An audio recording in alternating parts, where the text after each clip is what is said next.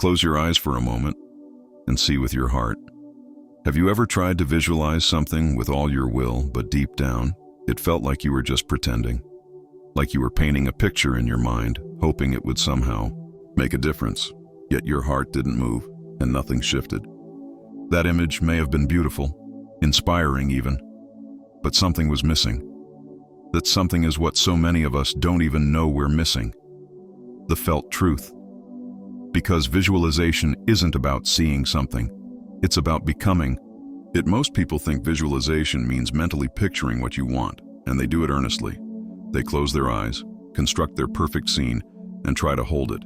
But when the moment ends, reality feels unchanged. That's where frustration starts to grow, silently, like a fog between intention and manifestation. Not because you did it wrong, but because your body wasn't part of it. You see, the mind creates the image, but it's the heart that activates the field. Without the heart's vibration, the image fades. According to Dr. Joe Dispenza, true visualization only communicates with the quantum field when it is felt as real in the body. The electromagnetic field of the heart, stronger and more expansive than the brain's, has to believe what the mind sees. Otherwise, it's just a mental exercise, not an energetic transmission. It's like lighting a candle with no wick. The intention is there, but the flame cannot hold. The image may be vivid, but if the emotion doesn't match, it dissolves into the void. The quantum field doesn't speak English. It doesn't respond to words. It responds to coherence. And coherence means alignment between thought, feeling, and sensation. If you think of abundance but feel anxiety in your chest, you're broadcasting confusion. If you imagine love but carry resentment in your gut, the signal collapses, and the field waits patiently for your vibration to align with your desire. We often try so hard to think our way into miracles, but the universe listens to what we feel, not what we imagine. This is the silent struggle behind so many failed visualizations. We think clearly but feel poorly. We paint scenes in our heads, but the emotional frequency says, this is not safe, this is not true. So here is the sacred question. Before you visualize anything, stop and ask yourself gently, does my body believe this image? Or is it just my mind trying to escape pain? Because your body is the antenna. Your mind is the projector. But only together do they generate magnetism. Start there. Not with images, but with embodiment. Feel first. Breathe into a memory where you felt peace, safety, or joy, even if it was small, even if it was long ago. Let your heart remember how it feels to trust life. Let that feeling move through your body like warmth. Then, and only then, build your vision. See yourself there. Smell the air. Hear the sounds around you. Notice how your body feels in that space. If your breath deepens naturally, you're aligning. If your chest softens, you're connecting. This is not imagination. This is a vibrational transmission. The mind is powerful, but it cannot magnetize alone. Emotion is the current, and the heart is the compass. This is what most teachings miss. Not because they are wrong, but because they stay in the realm of the intellect.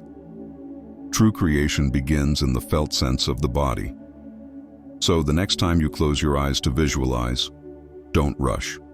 Instead, become. Don't try to create the future. Anchor the frequency of your desired self now, because the universe doesn't give you what you want.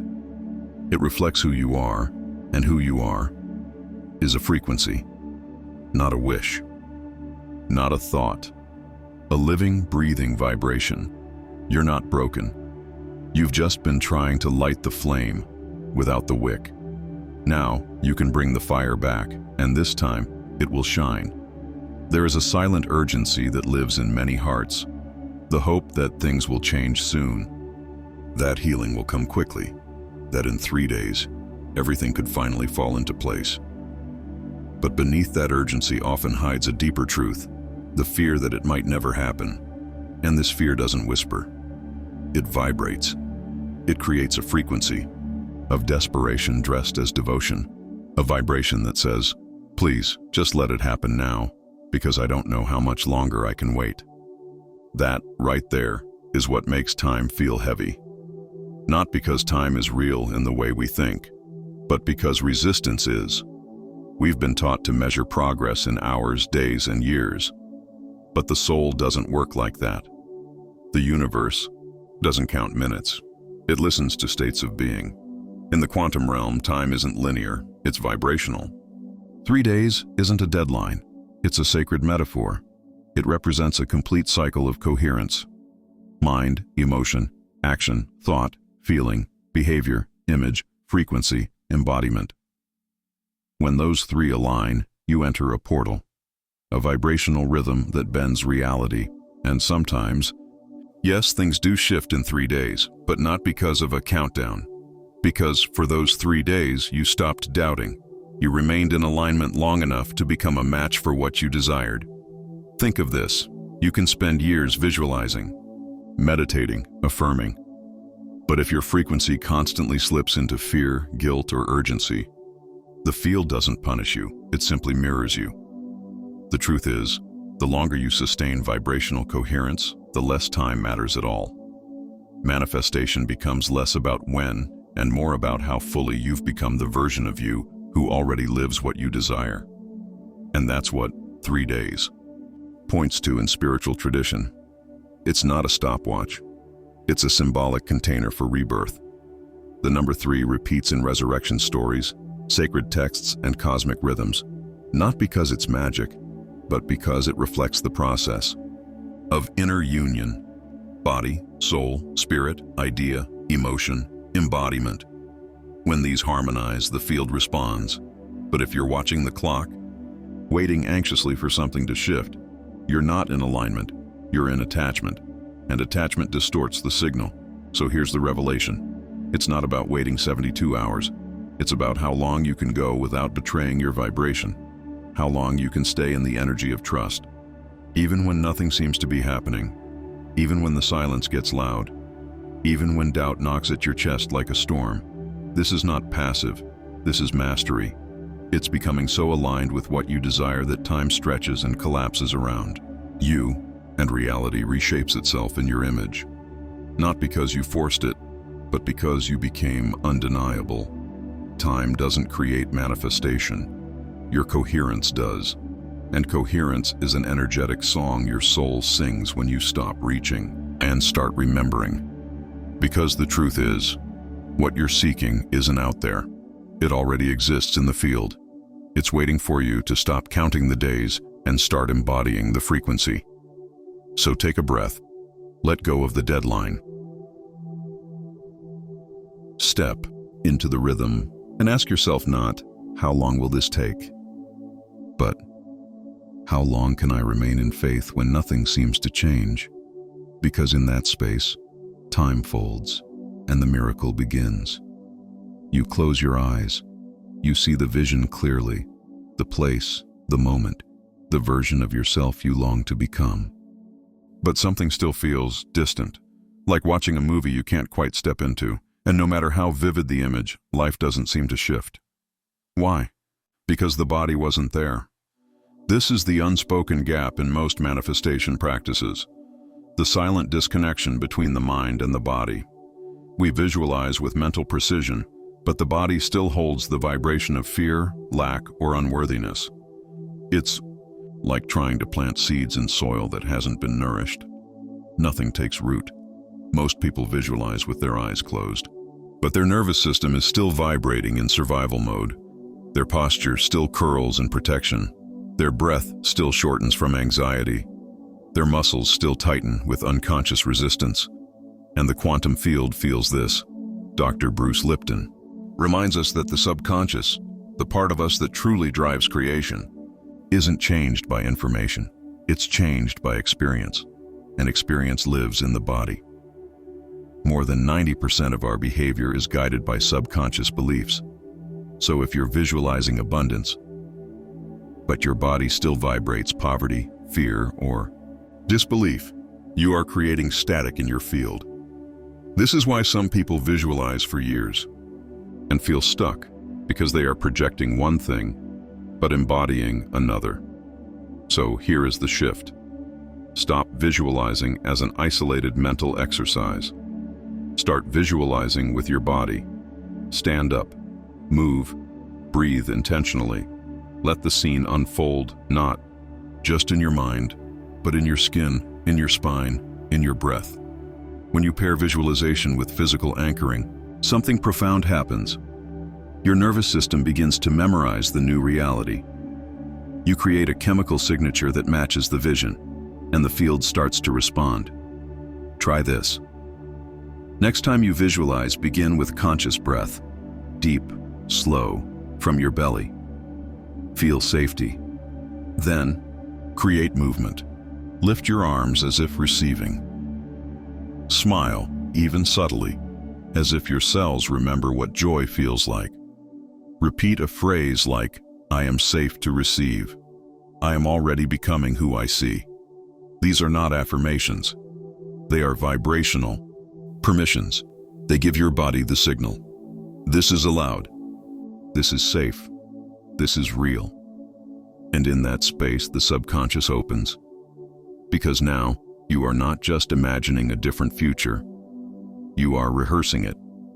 And the body begins to believe.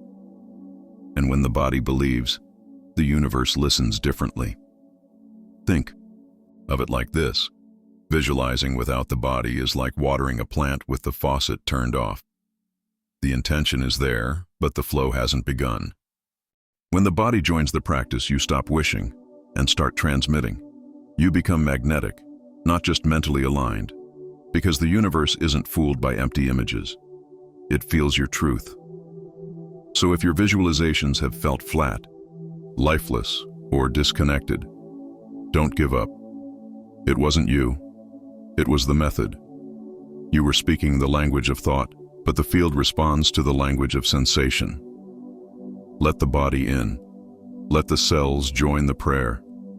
Let your breath carry the vision. Let your posture reflect the self you are becoming. Because in the end, you don't manifest what you picture. You manifest what you practice becoming. With every breath, every movement, every quiet repetition that says, "This is who I am now." The first day feels like a spark. You find a new ritual, a new meditation, a new affirmation, and something lights up inside you. Hope, clarity, excitement. You feel aligned, alive, ready to shift the entire fabric of your reality. And then, the second day arrives, and the third, and suddenly that inner fire begins to flicker. The excitement becomes routine, the clarity becomes noise, and the vision you held so vividly feels distant again. Why?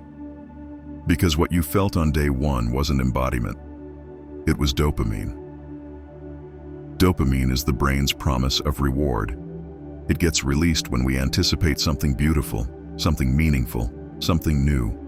And that's a gift, but also a trap. In the spiritual path, the initial high of a visualization or affirmation practice can become addictive. But here's the truth. Dopamine is the spark, not the flame, and most people don't know how to move beyond the spark. That's why the miracle feels so close at first, and then slips away. Because if the excitement fades and there is no system of emotional support, the nervous system starts to associate visualizing with disappointment. It remembers the crash after the hope. It stores that pattern, and without realizing, you begin to fear the very practice that once gave you light. This is why we must stop relying on inspiration alone and start cultivating energetic resilience. You don't need another peak moment. You need small, sacred rituals that sustain your vibration when the emotional weather changes, because it will. And that's not a sign of failure. It's a sign of depth. The real transformation doesn't happen at the height of emotion. It happens in the quiet, moments where you choose to stay aligned, even when the universe feels silent, even when your old self knocks on the door and says, "See, nothing's changing." In those moments, what keeps you going is not dopamine, it's devotion. So create micro habits of coherence, not flashy, not dramatic, just consistent. Write a journal entry each morning as if you were already living your desired reality. Take 3 deep breaths and whisper the name of what you're calling in. Move your body as if it were already free. Play the song that matches your vision, not to hype you up, but to tune you in. This is what rewires the brain. Not peaks, but patterns. This is how your nervous system begins to say, this is familiar, this is home. And when your system feels safe in the vibration of the new, it stops rejecting it. It begins to welcome it. Because here's what no one tells you. Miracles are not born at the summit of emotion. They are sustained in the valley of integration, in the places where you no longer need to feel high to feel aligned, where peace replaces thrill, where consistency becomes your sanctuary. So if the fire seems dimmer now, it doesn't mean you failed. It means the real work has begun, because you are not here to chase dopamine. You are here to embody destiny, and that requires rhythm. A miracle doesn't need a climax. It needs a current. And if you can stay in that current, even quietly, even imperfectly, you will become magnetic in a way that no burst of excitement could ever achieve. This is not about feeling amazing every day. This is about feeling true. Because the universe responds not to your highs, but to your harmony. There is a quiet truth buried beneath most desires. It's not just that we want the miracle. We want to believe that a miracle is still possible for us. Because life, in its noise and ache, has a way of making us forget. Forget that we are creators. Forget that we are worthy. Forget that the light has not abandoned us. We just stopped looking from within. So we visualize, not to get more, but to feel again. To feel that we are part of something greater. To feel that our dreams still matter. To feel that we have not missed the moment, because the moment is still inside us. But here's the sacred reversal. You do not visualize to attract something outside of you. You visualize to awaken what is already within. You're not calling something in. You're becoming the version of yourself to whom that reality already belongs. The image you hold is not a request. It is a mirror. It shows you what is latent inside. And every time you visit that vision with reverence, not desperation, you are reminding your cells, your field, your spirit. This is who I truly am. Because the quantum field, that infinite canvas of possibility, does not respond to what you want. It responds to what you are, to what you embody when no one is watching, to what you believe when you're tired and unsure, but still choose to vibrate in truth. This is why miracles feel like they happen out of nowhere. They don't. They are the echo of your being. The world shifts not when you convince it, but when you become undeniable. And becoming doesn't happen through force. It happens through presence, through subtle alignments, through showing up each day as someone who no longer needs to get, because they've already decided to live the frequency. So let go of the striving, let go of the wait, let go of the ache that says, maybe someday.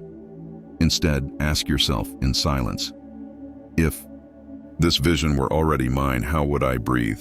How would I walk? What energy would I leave in a room after I've gone? And begin there. Not with answers, but with alignment. Visualize not as a seeker, but as a revealer. You are not drawing the miracle towards you. You are removing the walls that kept it hidden. Because here is the deepest truth.